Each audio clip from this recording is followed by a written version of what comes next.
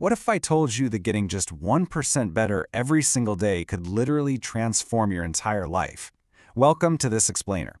Today, we're diving into the core premise of James Clear's Atomic Habits. We're going to look at how tiny, seemingly insignificant daily routines actually compound into absolutely extraordinary results over time. You know, success isn't about making these huge, exhausting overnight overhauls. It's actually about making small, consistent improvements. By the end of our time today, you're going to walk away with a complete, structured toolkit pulled straight from the source material to help you build good habits, break the bad ones, and set yourself up for lasting success. So, let's just jump right in. All right, here's a quick look at our roadmap for today. We'll start with the 1% rule, then move into systems over goals and identity drives behavior. After that, we'll hit the 4 laws of behavior change and wrap up with sustaining your habits. Okay, kicking things off with Section 1, the 1% rule. Now, this concept right here is a massive paradigm shift. It completely flips our natural human instinct to chase overnight success and instant gratification. Just look at this number, 1%. It's so small, right? But here's the thing. We generally way overestimate what we can pull off in a single month, but we massively underestimate what we can achieve in a year. I mean, think about it. If you study a language for 20 minutes today, you don't make up fluent tomorrow. But if you get exactly 1% better every single day, those tiny gains compound.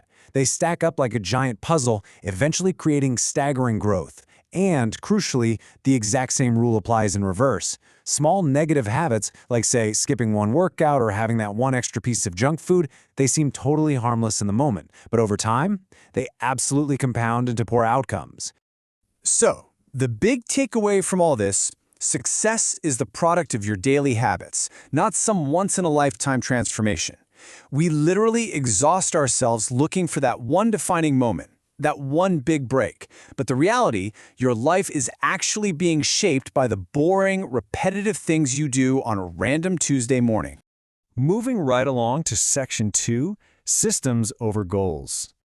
This section really dismantles our whole cultural obsession with setting massive goals. Listen to this quote from the source.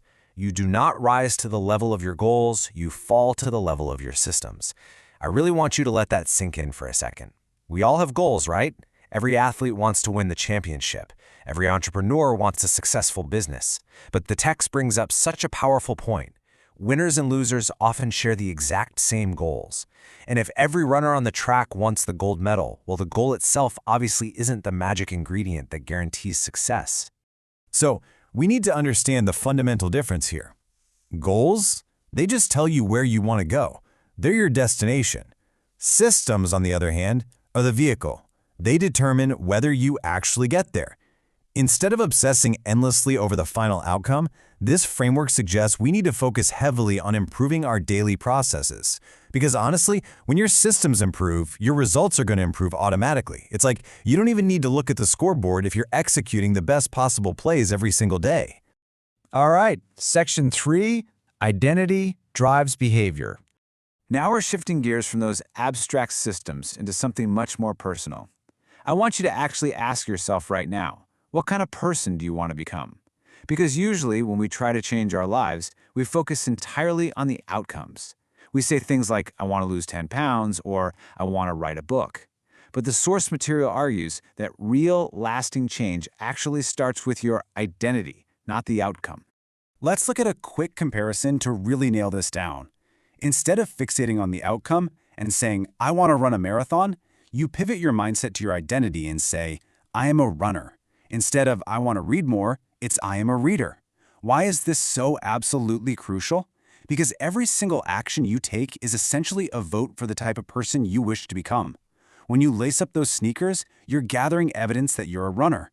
When you sit down and open a book, you're gathering evidence that you are a reader. The more votes you cast, the stronger that new identity becomes.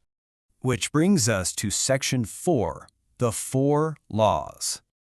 This right here is the core of the whole explainer. It's a highly structured toolkit for behavior change. Step 1, make it obvious. Step 2, make it attractive. Step 3, make it easy. Step 4, make it satisfying. You can basically think of these 4 laws as a checklist. Anytime you're trying to build a new habit, you just run it through this 4-step filter. Let's break down exactly what that looks like in practice. Okay, so pulling some highly practical examples straight from the text. For the first law, make it obvious. This is all about your environment. If you want to read before bed, physically place a book on your pillow in the morning so you literally can't miss it. For the second law, make it attractive. Try pairing something you need to do with something you really enjoy. Like, maybe you only let yourself listen to your absolute favorite podcast while you're at the gym. Moving to the third law, make it easy, it's all about reducing friction. People fail because they try to go from 0 to 100 on day 1. If your goal is hitting a 5 a.m. workout, sleep in your gym clothes, seriously, whatever reduces that friction. And finally, the fourth law, make it satisfying. Our brains are wired to repeat behaviors that give us an immediate reward. So track your progress, check off that box on your calendar, and actually celebrate those small wins to keep the momentum going. I really want to zoom in on that third law for a second. Make it easy. Because of this concept called the 2-minute rule. If you want to start exercising, you literally just commit to 2 minutes a day. Want to read more? Read exactly 1 page. Now, I know that sounds almost ridiculous. You're probably thinking, what is 2 minutes going to do? But the goal here isn't to achieve perfection right out of the gate. The goal is just to establish consistency. You have to standardize a habit before you can optimize it. Once you make that tiny 2-minute action an automatic part of your day, scaling it up becomes infinitely easier. And that leads us perfectly into Section 5, sustaining your habits. So now we know how to build these great systems, but how do we protect them? And more importantly, how do we break the bad habits?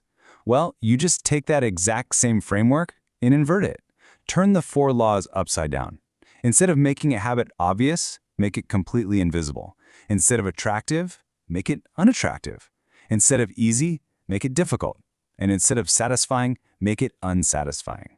For example, if you find yourself mindlessly scrolling on your phone for hours, take those social media apps right off your home screen to make them invisible. Then log out after every single use, so logging back in is a total pain. The harder a bad habit is to do, the less likely you are to actually do it. This actually brings up a huge misconception. We've been taught that success is all about grinding, relying on sheer motivation and willpower. But the source material totally flips the script on this. Your environment is almost always more powerful than your motivation. Willpower is a leaky bucket. It depletes as the day goes on. If junk food is sitting right there on your kitchen counter, resisting it takes a ton of energy. But if you design your environment to support the person you want to be, it's a game changer. Success just becomes easier when good choices are super convenient and bad choices are really annoying to make.